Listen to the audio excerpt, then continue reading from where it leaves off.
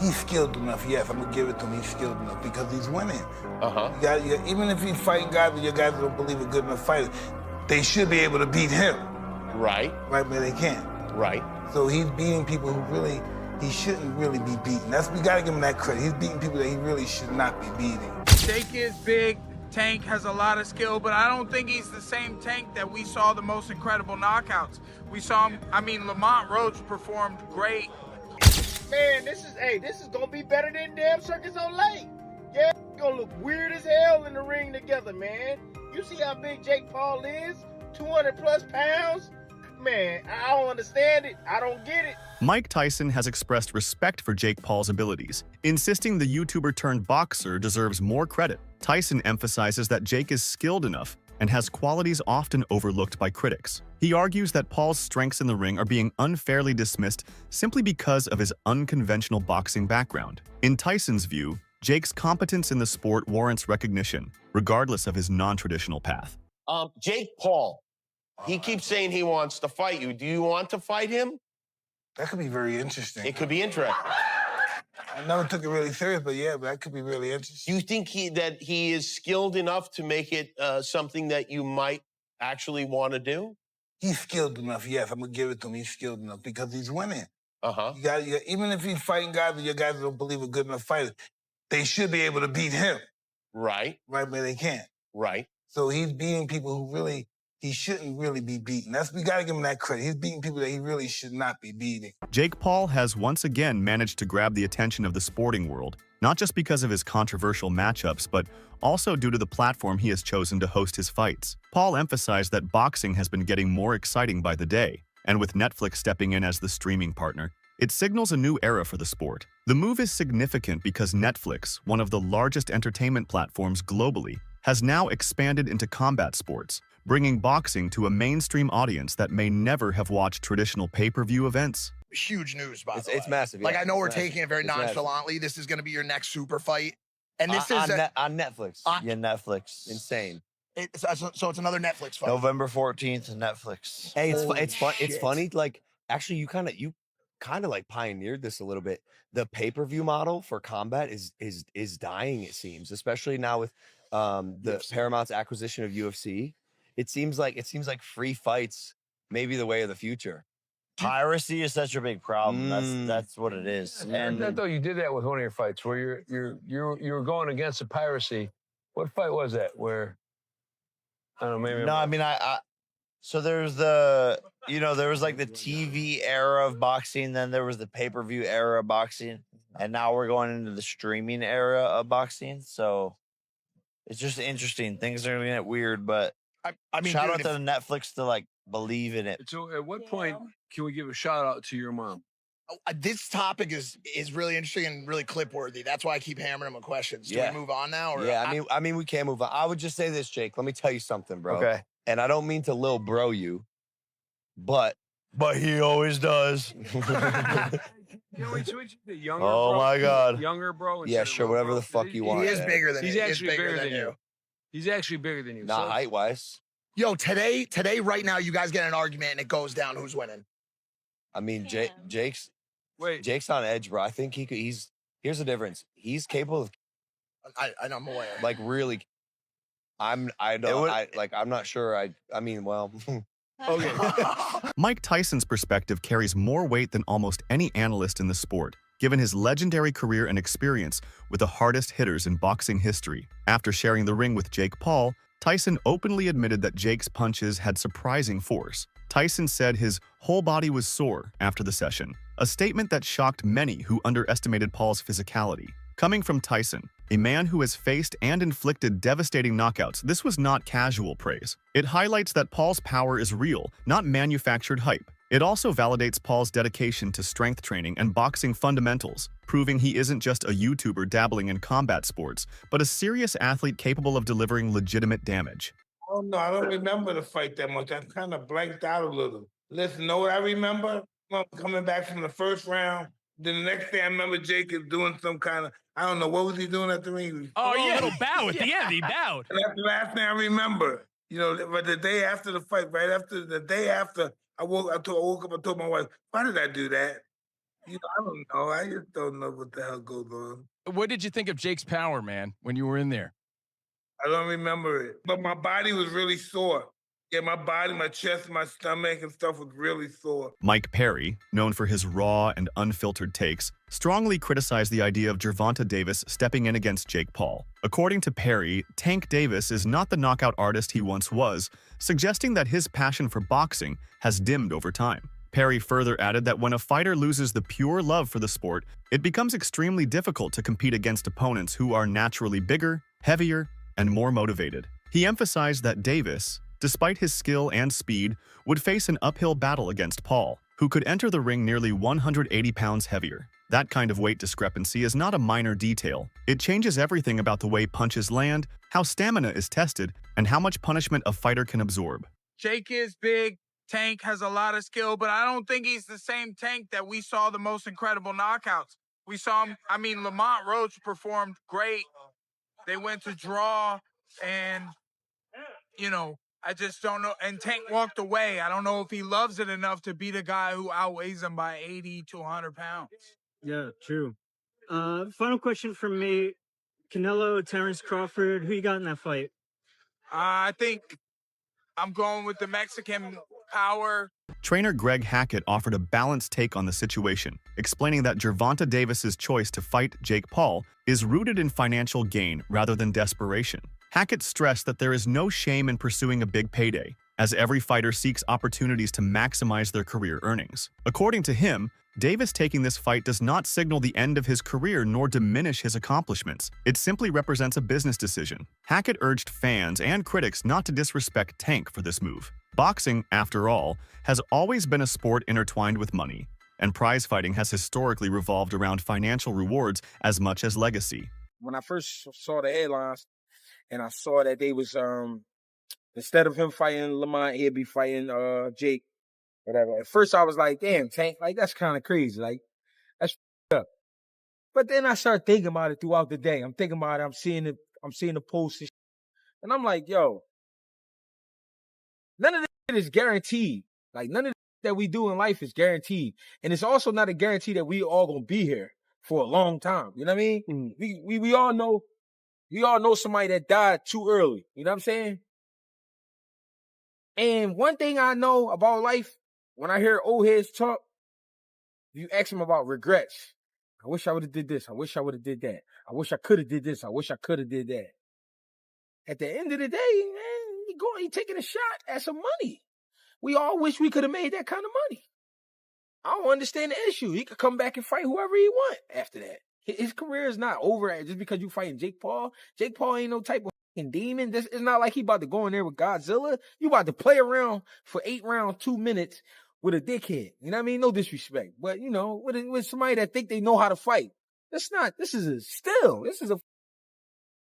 a big robbery. You know what I'm saying? This is what people do in the corporate world every day. Still money.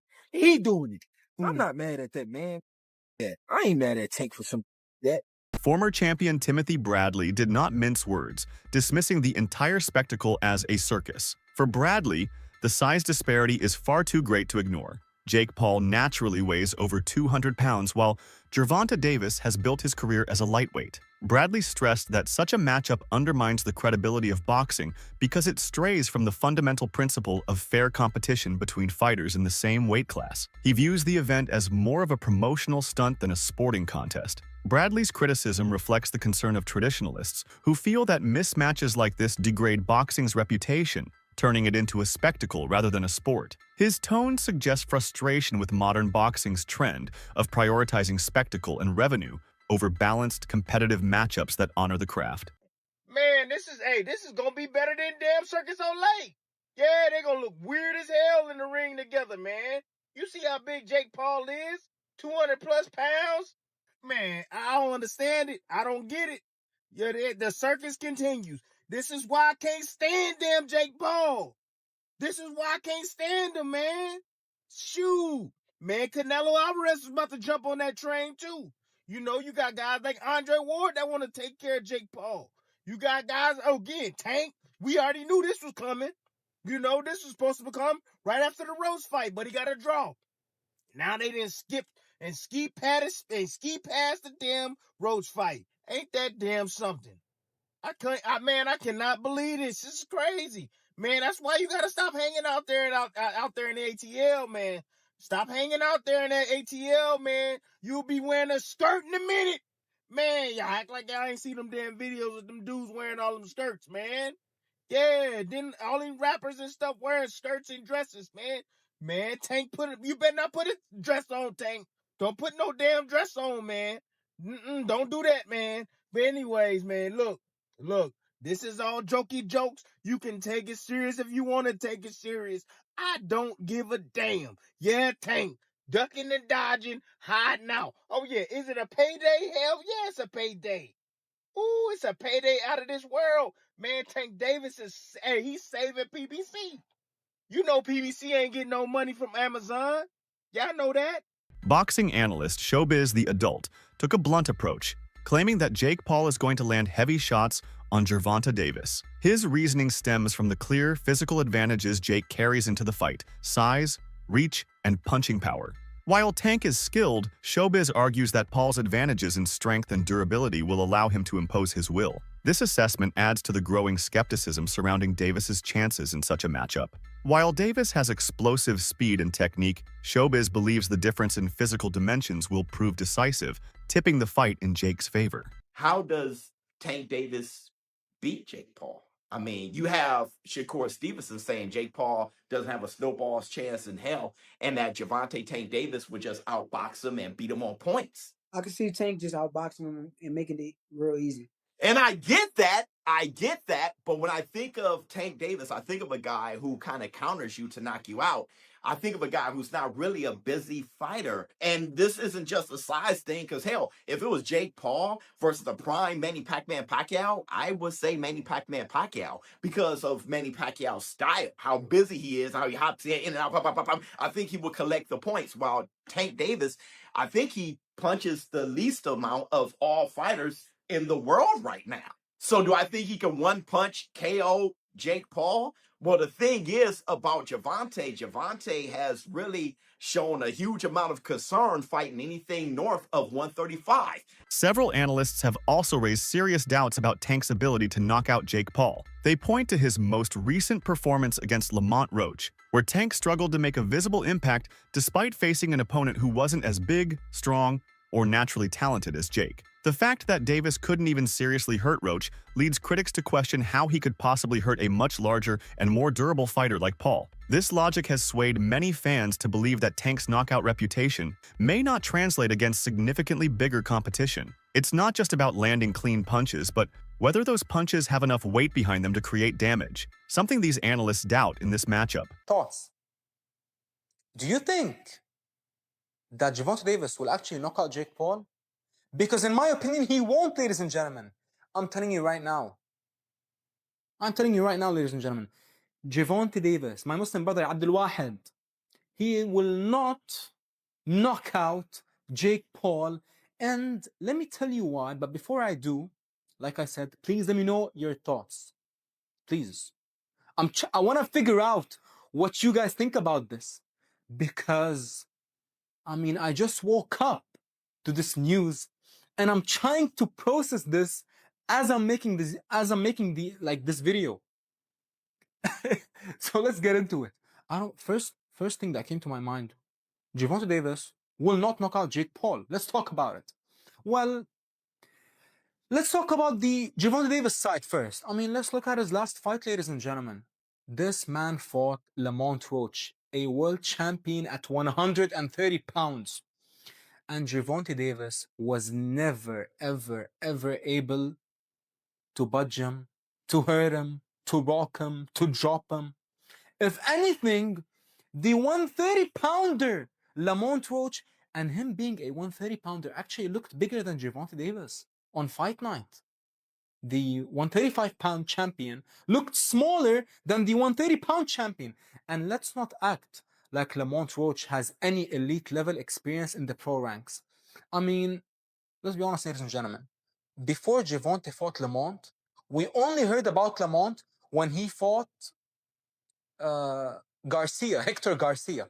That was my first time ever hearing of Lamont Roach, and that was probably a year before he fought Tank. Rising star Bruce Shoo Shoo Carrington shared his disappointment with how these kinds of fights shape the direction of boxing. He pointed out that Jake Paul has mostly faced older, retired, or less skilled opponents, and now Gervonta Davis, once feared as a dominant fighter, isn't at his peak either. Carrington expressed concern that the sport is drifting further away from competitive integrity and leaning only on money-driven spectacles. He warned that if Jake Paul and his financial backers like Turki Al-Sheikh continue setting up these mega events, younger fighters might follow the same path, prioritizing huge payouts over competitive matchups. On the other hand, some analysts interpret Jake Paul's decision differently, arguing that his motivation isn't just money, but also legitimacy. They believe Paul genuinely wants to prove that he belongs in boxing's serious conversations, and fighting a talent like Gervonta Davis helps him take that step. Paul has been fighting an uphill battle for respect since his debut, and each victory brings him closer to being taken seriously. And it definitely seems like this is that he wants the respect of legitimacy. He doesn't want to be looked at like some type of, I don't know, circus act. Like, people think that he's doing these fights that are being thrown. He's not legitimate, and his detractors are saying that it's like, yeah, okay, well, you did this and you did that, but these guys were old, or, they were retired, or this and that. But the fact of the matter is, when you fought a real fighter, you lost. So people are like, you're not legitimate. That's what people say. So after everything I've seen on him, if he can beat Tank Davis, I think he'll have his legitimacy card. If he can beat or do something like Rocky 1 to where you got people questioning who won, then he's going to get all the respect in the world. That's how I think it's going to go. Because I've seen Tank just destroy people, body people, play with his food, with people. You know what I'm saying?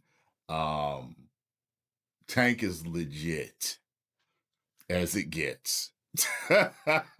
So, hey, I had to do this video real quick. You let me know what you think. Now, some of you are already going to say, is this, nah, they're going to fix it, just like they fixed the other ones.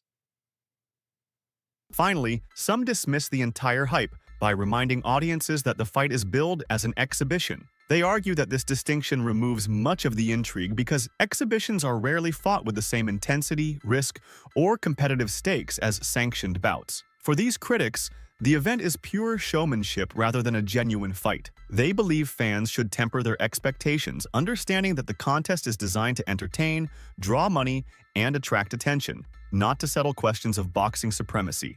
Exhibition, it's really not going to be any competition. So when Gervonta gets in the ring with Jake Paul, please understand that this is not going to be a boxing match. It is going to be an exhibition. It is there for entertainment, okay? It's kind of like, when you see, an advertisement and it's this beautiful piece of food, but you know that the only reason it looks like that is because it's spray painted and you got all kind of non-edible things on it to make it look better, make it look good, but it's really just an exhibition. It's just something to give you a general idea of and get you excited about some general nonsense. That's the only way that I can describe it. You get to see Jake Paul in the ring, you get to see Gervonta in the ring, you get to see him move around, but you're not going to really see a competitive fight. It's an exhibition. So this is not going to be a real fight for Jake Paul. My understanding is that a real fight for Gervonta Davis is probably going to be 10 2-minute rounds, and nothing's really going to happen. It's going to be choreographed. If Jake Paul gets too cute and tries to land something too hard on Gervonta's probably just going to move and fight on the outside, slip shots, get on the inside, wind up hitting him with something that could be quite heavy. So, like I'm saying, don't take it and think that this is some real fight.